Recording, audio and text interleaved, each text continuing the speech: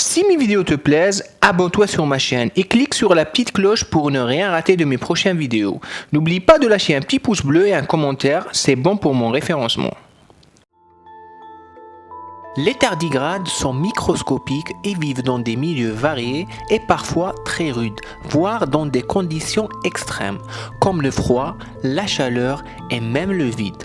Dernièrement, des chercheurs ont élucidé le mécanisme moléculaire qui leur autorise de telles prouesses.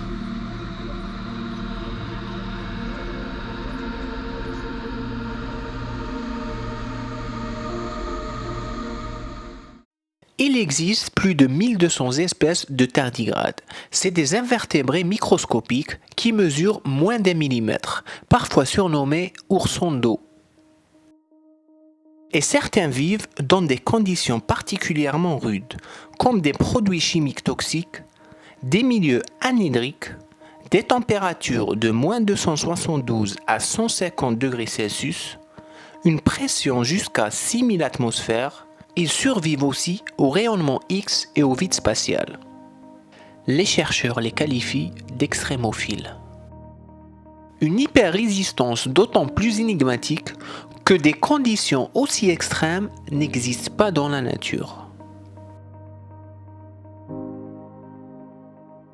Dernièrement, une équipe de l'Université de Californie à San Diego aux États-Unis annonce avoir enfin compris comment ces créatures se protègent, et tout particulièrement des radiations. Le mécanisme repose sur une protéine appelée TSUP pour Damage Suppression Protein. Cette protéine est développée exclusivement par les tardigrades. Elle s'est déjà montrée capable de protéger des cellules humaines contre les rayons X.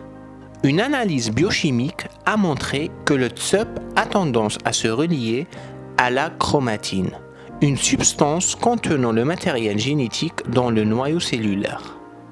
La protéine va constituer un nuage protecteur qui va mettre l'ADN à l'abri des radicaux hydroxyles produits par les rayons X.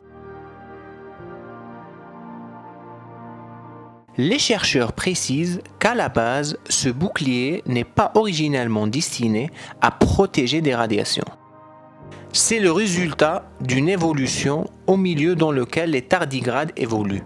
Généralement, leur habitat terrestre sont faits de mousse, et lorsque celle-ci s'assèche, elle produit les fameux radicaux hydroxyles.